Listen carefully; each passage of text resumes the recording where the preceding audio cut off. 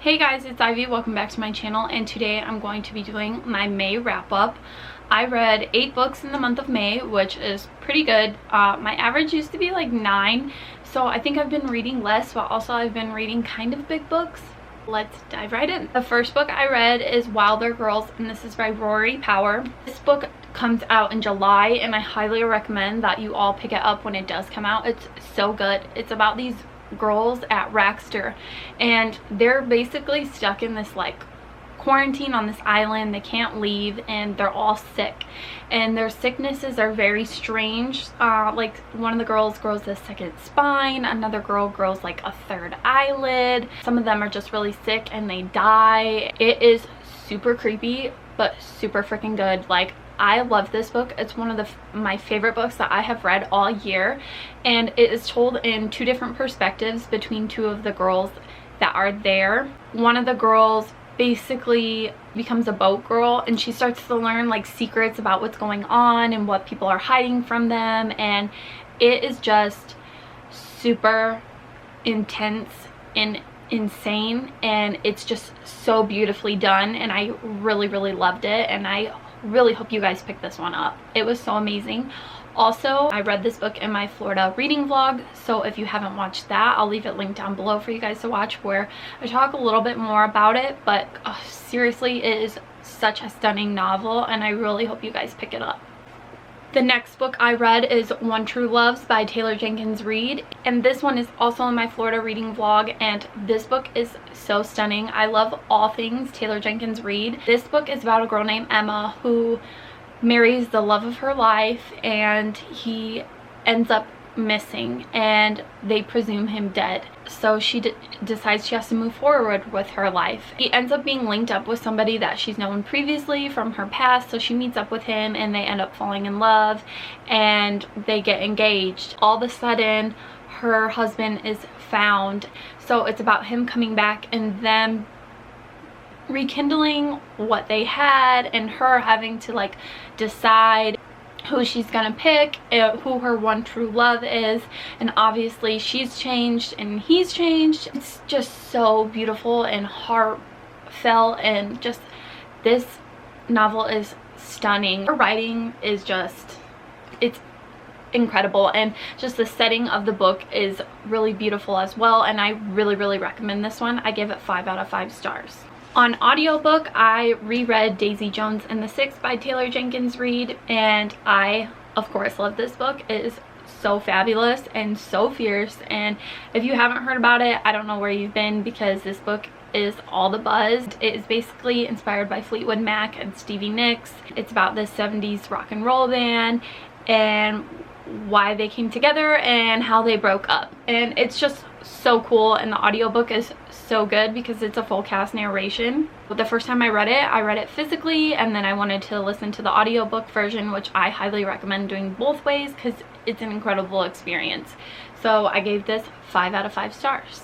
Finally, I finished The Way of Kings, and this book was a beast to get through. It is such a dense high fantasy. I don't recommend this for everyone because I don't think everybody will like this. Like, it took me a while to get through, about a little over a month, and it's different storylines and how they're coming together, and there's a war happening and there's magic, but a lot of it is just slow build up. So I don't know if book 2 is going to be as slow of a build up as book 1, which I do want to read book 2, but I think I might have to try the audiobook route for that because this was tough to get through. Like, this, I read all the books in A Song of Fire and Ice series, and this was harder for me to get through than those books.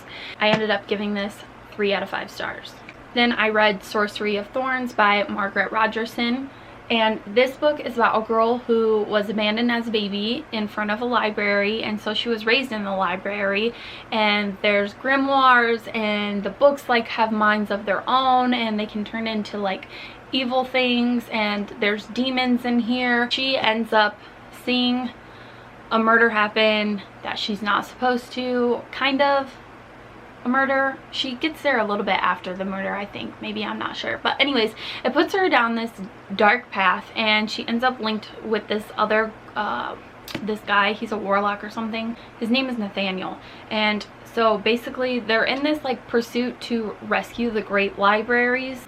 I thought Enchantment of Ravens was good, but it was too insta-love, which made it not the best thing I've ever read. And so I was hoping to like this one better, which at the beginning I did like this story better than an Enchantment of Ravens. I think her writing grew and it wasn't as insta-love, but towards the end of the novel I felt like things were just dragging on, and I was just like, it doesn't need to be this long. So for that I didn't give this a very high rating. I did give it, I think, 3 out of 5 stars, but I will say I did like it better than an Enchantment of Ravens, but I also think it could have been a little better if it was a little shorter, because I just think things were being dragged on for too long, and that really wasn't necessary for the story. The next book I read digitally, and that is The Chalkman by C.J. Tudor, and that book was crazy. That book is about this group of friends. So it's told in 2 different storylines, and it is a thriller. They find this dead girl's body, but it's all chopped up into parts, and when they're kids, they have this secret language that they do with chalk, and so they get led to this body by the Chalkman, which was their secret language, and none of the boys know who did it or who sent them the signals or how they got there. When they get there, the only thing missing is the girl's head.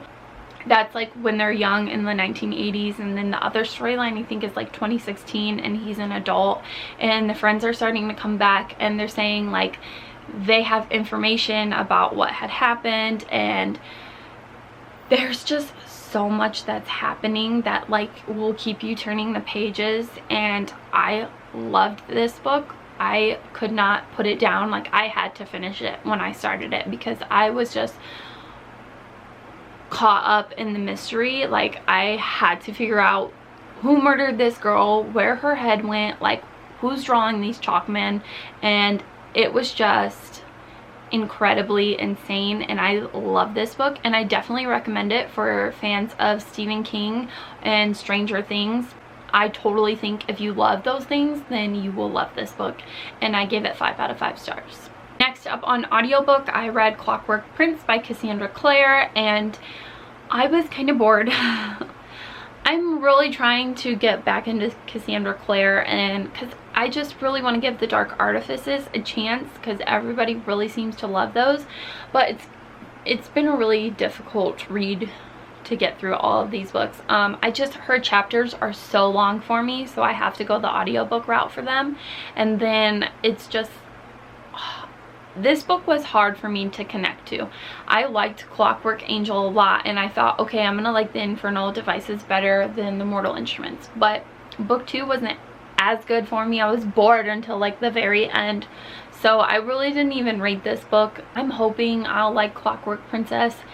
I'm really trying here, because I just want to give Cassandra Clare that chance, because there's books of hers that I like. Like, I loved City of Bones, and a lot of people don't even like that book. So, I don't know. We'll see. We'll see how it goes. But I'm going to continue on reading her books. Hopefully, I will change my mind and love them. The final book I read is The Stormcrow by Kaylin Josephson, and this book is a book about, it's a fantasy book, and it's about this girl, and she lives in this place where they have crows, and they have different crows for different things. So like there's a storm crow, there's like the healing crow, I think like a water crow, I can't remember everything, but she's in war with this other country, and they come and they like kill her mother and kill all the crows, and then they're like, oh, by the way, you're gonna marry the son of the lady who killed everybody you love. And so she has to go there, and she has to put up with this lady who is a complete bitch villain. I hated her. Like, Kaylin wrote her really well, because you will hate her. you see her try to get along with the prince, and then she ends up meeting another guy who she experiments with, because she ends up finding one crow egg and she doesn't know how to make it hatch, like, and so she links up with this guy who's hopefully gonna help her. And it was a really, really good fantasy novel. I think book 2 is going to be even better. I think her writing was really good. I had a fun time reading this. I think you guys should pick it up because it comes out in July. So I ended up giving this 4.5 out of 5 stars, and I highly enjoyed my time in this novel, and I think you will too. So that is all I read in the month of May. Let me know in the comments down below what you guys read in May, what your favorite book was that you ended up picking up. And as always, if you like this video, please give it a big thumbs up and subscribe. Tap the bell so you get notified. And as always, I hope you guys have a beautiful day. Bye!